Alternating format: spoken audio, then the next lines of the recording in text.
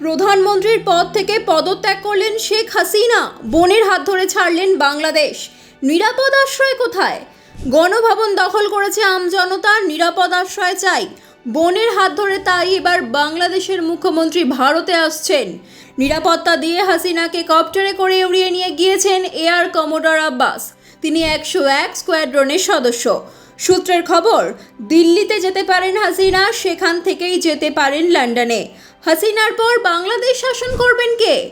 বাংলাদেশের সেনার অধীনে অন্তর্বর্তী তদারকি সরকার গঠিত হচ্ছে বলে খবর। বাংলাদেশ সংসদের স্পিকারকে আপাতত ক্ষমতা হস্তান্তর করা হচ্ছে। সূত্রের খবর, বাংলাদেশের সেনাবাহিনীর তরফে প্রধানমন্ত্রী হাসিনাকে সময় বেঁধে দেওয়া হয়েছিল মাত্র 45 মিনিট। খুব সম্ভবত পুরো বিষয়টি হয়েছে সেনাবাহিনী এবং দিল্লির সঙ্গে আলোচনার সাপেক্ষে। কোটা আন্দোলনের অশান্তি দমাতেই পদত্যাগ করতে বাধ্য হয়েছেন শেখ হাসিনা।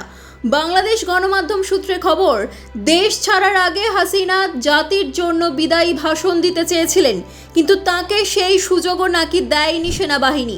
ফ্রিজের মাংস থেকে শুরু করে পার্লামেন্টের টেবিল চেয়ার বিধ্বস্ত অবস্থা গণভবনে। প্রাক্তন প্রধানমন্ত্রীর খাটেও ঘুমোলেন প্রতিবাদীরা। পোষা কুকুর থেকে শুরু করে শাড়ি সবই হলো লুট। নিশ্চয়ই ভাবছেন হাসিনা দেশ ছাড়ার পর গণভবন থেকে কি লুট হলো। সোশ্যাল মিডিয়ায় যে ছবি প্রকাশিত হয়েছে সেখান থেকেই দেখা গিয়েছে আলমারি, dressing table, chair, TV, computer, sofa নিয়ে চলে যাচ্ছেন আন্দোলনকারীরা। এমনকি গণভবনের ভিতর থেকে শাড়ি নিয়েও চলে গিয়েছেন অনেকে। হ্যাঙ্গার সমেত শাড়ি নিয়ে ছবি তুলতেও দেখা গিয়েছে তাদের।